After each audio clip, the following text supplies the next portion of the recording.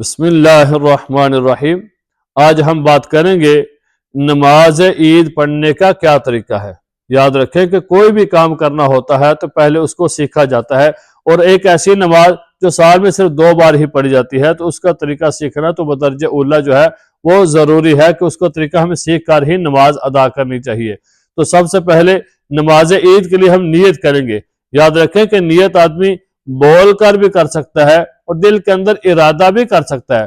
بول کر نیت اس طرح کریں گے کہ میں عید الاضحیٰ کی 2 رکعت نماز واجب 6 زائد تکبیروں کے ساتھ پڑھتا ہوں، واسطے اللہ تعالیٰ کے، منہ طرف قبلہ شریف، پیچھے اس امام کے۔ تو جو ہے اس طرح نیت کرنی ہے بول کر، اور بول کر نیت کرنا مستحب اور ایک اچھا عمل ہے، اور دل کے اندر ارادہ بھی کیا جا سکتا ہے۔ اصل نیت تو وہ ہے جو آپ کے دل کے اندر عزم ہے، پختہ عزم ہے، وہی آپ کی نیت ہے۔ ایک بندہ صبح سویرے اٹھ کے غسل کرتا ہے، کپڑے پہنتا ہے، پھر مسجد میں آتا ہے، تو یہ ساری اس کی کیا ہے؟ نیت ہے کہ میں مسجد میں جا رہا ہوں، جا کے عید الاضحیٰ کی میں نے نماز ادا کرنی ہے۔ تو جب آدمی دل کے اندر ارادہ کر لیتا ہے تو اس کی نیت ہو جاتی ہے۔ نیت کرنے کے بعد جب امام صاحب کہیں گے اللہ اکبر، تو امام اور مقتدی اپنے دونوں ہاتھوں کو کانوں تک اٹھائیں گے اور پھر تکبیر کہتے ہوئے اپنے ہاتھوں کو باندھ لیں گے۔ پھر امام اور مقتدی دونوں ثنا پڑھیں گے، سبحانک اللہم وبحمدک وتبارک اسمک وتعالی جدک ولا الہ غیرک۔ پھر امام اور صاحب تکبیر کہیں گے، پھر امام اور مقتدی اپنے دونوں ہاتھوں کو کانوں تک اٹھائیں گے، کیونکہ جو نیت کی تھی نا 6 زائد تکبیروں کے، تو پہلی رکعت کے اندر جو 3 تکبیریں کہی جائیں گی وہ ثنا کے بعد کہی جائیں گی۔ تو امام صاحب کہیں گے اللہ اکبر، تو اپنے دونوں ہاتھوں کو امام اور مقتدی کانوں تک اٹھائیں گے، پھر ہاتھوں کو چھوڑ دیں گے۔ پھر دوسری تکبیر اللہ اکبر، پھر ہاتھوں کو کانوں تک اٹھانا ہے، پھر چھوڑ دینا ہے۔ پھر تیسری تکبیر اللہ اکبر، پھر اپنے دونوں ہاتھوں کو امام اور مقتدی کانوں تک اٹھائیں گے، پھر اپنے ہاتھوں کو باندھ لیں گے۔ 3 تکبیریں کہنے کے بعد امام صاحب قرات کریں گے، سورہ فاتحہ پڑھیں گے۔ سورہ فاتحہ کے بعد کوئی بھی سورت جو ہے پڑھیں گے۔ جو مقتدی ہیں وہ امام کے پیچھے خاموش کھڑے رہیں گے، امام کی قرات سنیں گے۔ پھر قرات کے بعد امام صاحب رکوع کریں گے، تو رکوع کے اندر جس طرح نارمل روٹین کے اندر تسبیح پڑھی جاتی ہے وہ تسبیح پڑھیں گے۔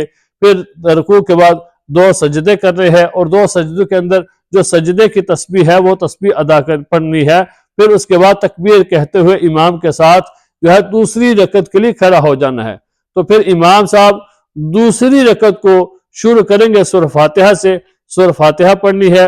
سورہ فاتحہ کے بعد کوئی بھی سورت پڑھنی ہے، تو پھر سورت کے بعد رکوع نہیں کرنا، بلکہ امام صاحب جب تکبیر کہیں گے اللہ اکبر، تو پھر اپنے ہاتھوں کو امام اور مقتدی کانوں تک اٹھائیں گے، پھر اپنے ہاتھوں کو چھوڑ دیں گے۔ پھر اللہ اکبر، پھر اپنے ہاتھوں کو کانوں تک اٹھائیں گے، پھر چھوڑ دیں گے۔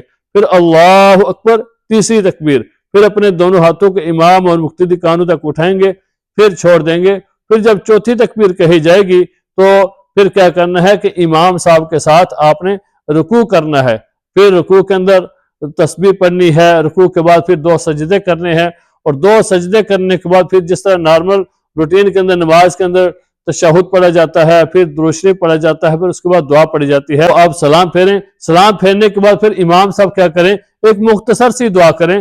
دعا کرنے کے بعد پھر عید کا جو ہے وہ خطبہ پڑھیں گے۔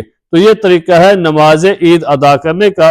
یاد رکھیں کہ ہمیں کوئی بھی کام کرتے ہیں تو ہم اس کو سیکھتے ہیں، اس کو لرن کرتے ہیں، اس کو اسٹڈی کرتے ہیں، تو پھر جا کے ہم اس پریکٹیکل کے اندر آتے ہیں۔ تو ایک ایسی نماز ہے جو سال میں صرف 2 بار ہی پڑھی جاتی ہے، عید الفطر اور عید الاضحیٰ، تو اس کا طریقہ سیکھنا بھی ہمارے لیے بدرجہ اولا ضروری ہے۔ کوئی بھی کام کریں تو پہلے اس کو سیکھیں، اور نماز کو سیکھنا تو ہمارے لیے بہت ہی ضروری ہے۔ اللہ تعالی ہمیں عمل کرنے کی توفیق عطا فرمائے۔